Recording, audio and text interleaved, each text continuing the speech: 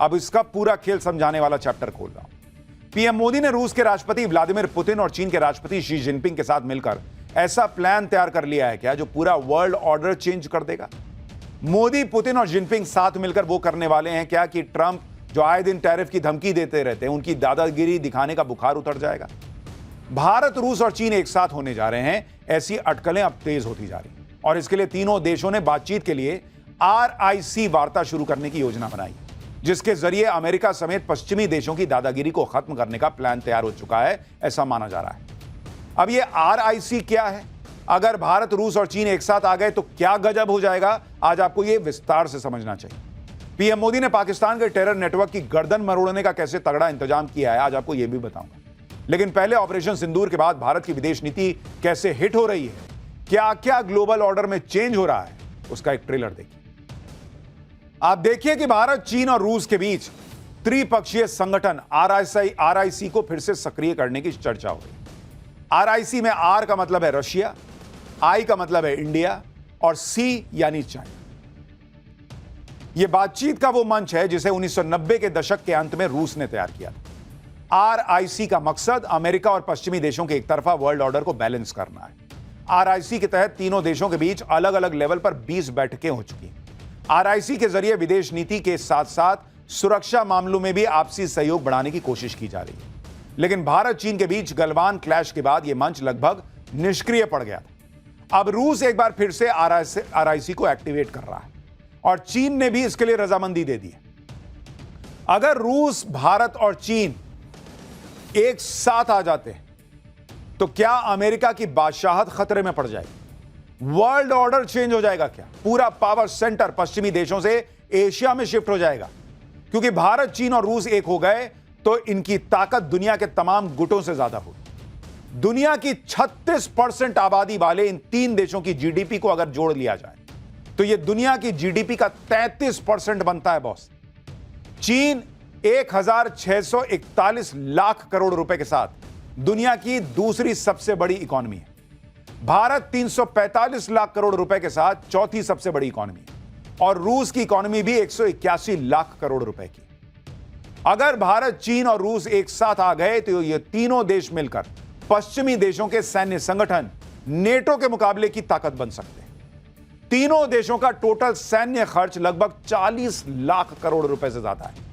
चीन का सैन्य बजट 21 लाख 60 हजार करोड़ रुपए, रूस का सैन्य बजट करीब 13 लाख करोड़ रुपए और भारत का सैन्य बजट करीब 6 लाख करोड़ रुपए। रूस, चीन और भारत तीनों ही दुनिया के सबसे बड़े ऊर्जा उपभोक्ता और उत्पादक देशों में भी शामिल हैं। रूस के पास प्राकृतिक गैस का सबसे बड़ा भंडार है और रूस में निकाले जाने योग्य तेल का दूसरा सबसे बड़ा भंडार मौजूद है। चीन दुनिया का सबसे बड़ा ऊर्जा उपभोक्ता है और भारत इस लिस्ट में तीसरे नंबर पर है। दोनों देश इसके लिए आयात पर निर्भर है।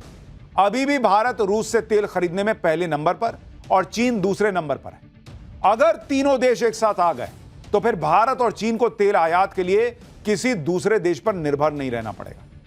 दुनिया ने रूस यूक्रेन युद्ध के दौरान भी इन तीनों देशों की कंबाइंड पावर का एक ट्रेलर देखा था।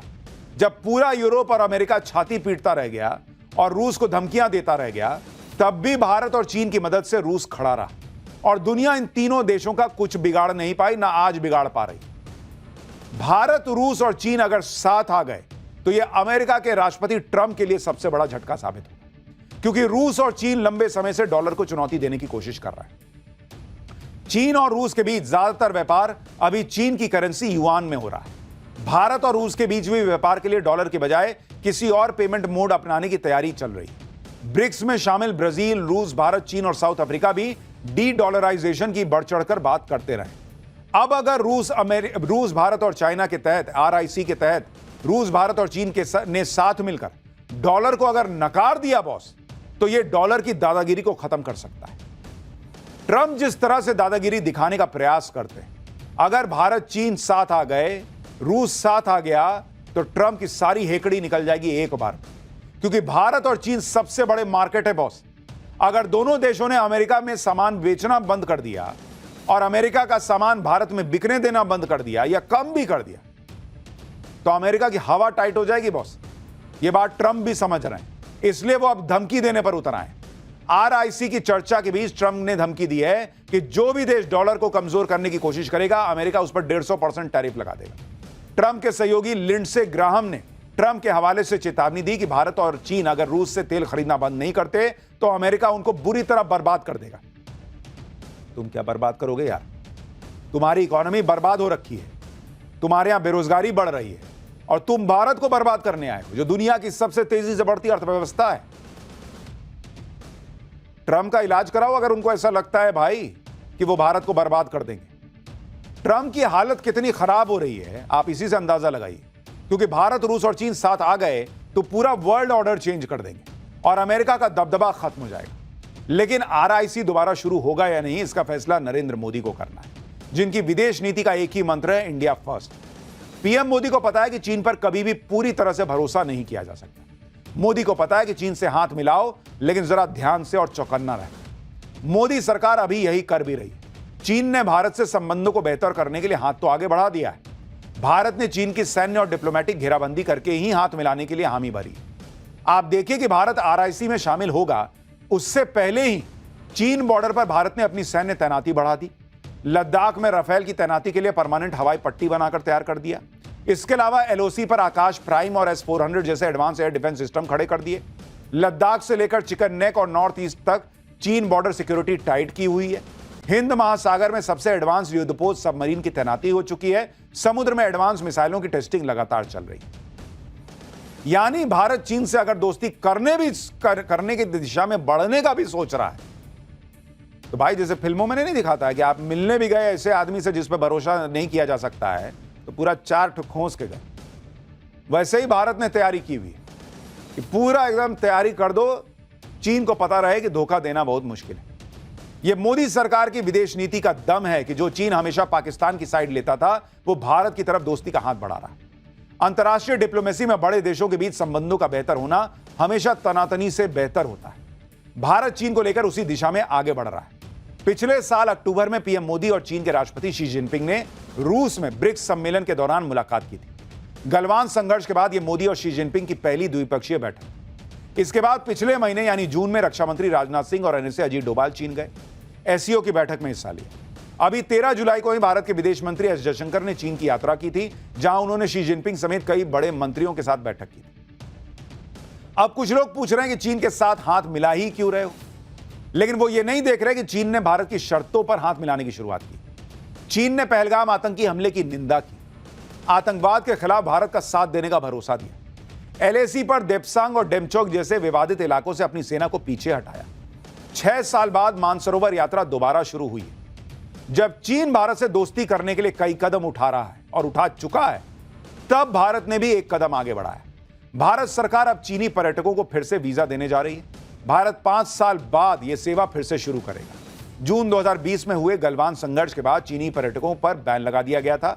अब चीन के पर्यटकों के लिए 24 जुलाई से भारतीय वीजा सर्विस दोबारा शुरू होगी। यानी भारत बहुत फूंक फूंक के कदम आगे बढ़ा रहा है। भारत चीन के साथ रिश्तों को रीसेट तो करना चाहता है, लेकिन बहुत ध्यान से, क्योंकि दोनों का आपसी क्लैश भी तो है ना भाई। एक तो चीन पे भरोसा नहीं कर सकते, दूसरा भारत फास्टेस्ट ग्रोइंग इकोनॉमी है दुनिया में। तो चीन तो मतलब कितनी दोस्ती निभा पाएगा, कैसे दोनों कॉम्पिटिटर हैं तो साथ चलेंगे, ये एक सवाल तो रहता ही है। और चीन पे आंख मूंद के भरोसा किया भी नहीं जा सकता। प्रधानमंत्री मोदी की डिप्लोमेसी का दम देखिए। जो देश चीन के इशारे पर नाचते थे, वो भी आज फिर से भारत के साथ दोस्ती करने के लिए बेचैन है। पीएम मोदी मालदीव को पटरी पर ला चुके हैं, श्रीलंका के साथ भारत के संबंधों को मजबूत किया है और सदियों से दोस्त रहे नेपाल के साथ रिश्तों को भी नई दिशा दी है। ये तीनों वो देश हैं जहां भारत के दुश्मनों के इशारे पर पिछले कुछ सालों में एंटी इंडिया नैरेटिव सेट करने की पूरी कोशिश की है। कहा गया कि ये देश भारत से दूरी बनाकर चीन के नजदीक जा रहे हैं। लेकिन जो लोग नरेंद्र मोदी की डिप्लोमेसी पर सवाल उठाते हैं, वो देखें कि एंटी इंडिया नैरेटिव की कैसे हवा निकाल दी गई। और जो लोग भारत विरोधी माहौल बना रहे थे, वो अब भारत और पीएम मोदी का गुणगान गा रहे हैं। अब मालदीव को ही देखिए। 2 साल पहले जब मालदीव में सत्ता परिवर्तन हुआ, तो उसने चीन के इशारे पर भारत को तेवर दिखाने की कोशिश की और दोनों देशों के बीच तनातनी उस वक्त और बढ़ गई जब पीएम मोदी के लक्षद्वीप दौरे की तस्वीरें सोशल मीडिया पर वायरल हुई। इन तस्वीरों को लेकर मालदीव के नेता और मंत्रियों ने पीएम मोदी के खिलाफ खूब बयानबाजी की। लेकिन जब भारत के लोगों ने मालदीव के टूरिज्म का बॉयकॉट करना शुरू किया, तो मालदीव की पहले से डगमगा रही इकोनॉमी की हालत और खराब हो गई। क्योंकि मालदीव के टूरिज्म का सबसे बड़ा हिस्सा भारत से पहुंचने वाले पर्यटकों का है। इससे मालदीव लाइन पर आ गया। तो जो लोग पूछ रहे थे कि नरेंद्र मोदी ने एक फोटो खिंचवा लिया तो क्या हो गया, भाई फोटो ऐसा खिंचवाया कि पूरी फिल्म पलट गई है। पुराने रिश्तों का हवाला देकर अब भारत से मदद की गुहार लगा रहे हैं मुइज्जू। हालांकि पीएम मोदी ने बड़ा दिल दिखाया और मालदीव को आर्थिक संकट से उबरने में हर संभव मदद का भरोसा दिया। इसी का नतीजा है कि आज मालदीव पीएम मोदी के लिए रेड कारपेट बिछाकर वेलकम कर रहा है। पीएम मोदी 25 और 26 जुलाई को 2 दिन के मालदीव दौरे पर पहुंचने वाले हैं और मालदीव के 60वें स्वतंत्रता दिवस समारोह में गेस्ट ऑफ ऑनर होंगे। कौन? प्रधानमंत्री मोदी। पीएम मोदी ने अपनी मालदीव यात्रा का एजेंडा भी क्लियर कर दिया है। पीएम मोदी ने मालदीव के दौरे को लेकर ट्वीट किया और लिखा कि यह साल दोनों देशों के बीच राजनयिक संबंधों की शुरुआत की 60वीं वर्षगांठ मना रहा है। वो राष्ट्रपति मुइज्जू और दूसरे पॉलिटिकल लीडरशिप के साथ अपनी बैठकों का इंतजार कर रहे हैं ताकि आर्थिक और समुद्री सुरक्षा पर साझेदारी के ज्वाइंट विजन को आगे बढ़ाया जा सके और हिंद महासागर क्षेत्र में शांति, समृद्धि और स्थिरता के लिए आपसी सहयोग को मजबूत किया जा सके। यानी भारत लगातार मजबूत होता जा रहा है। लेकिन राहुल गांधी, इंडी गठबंधन, वो पिछले 11 साल से यही साबित करने में लगे हैं कि नरेंद्र मोदी की विदेश नीति फेल है और चुनाव में खुद फेल हो जाते हैं ये सब कर।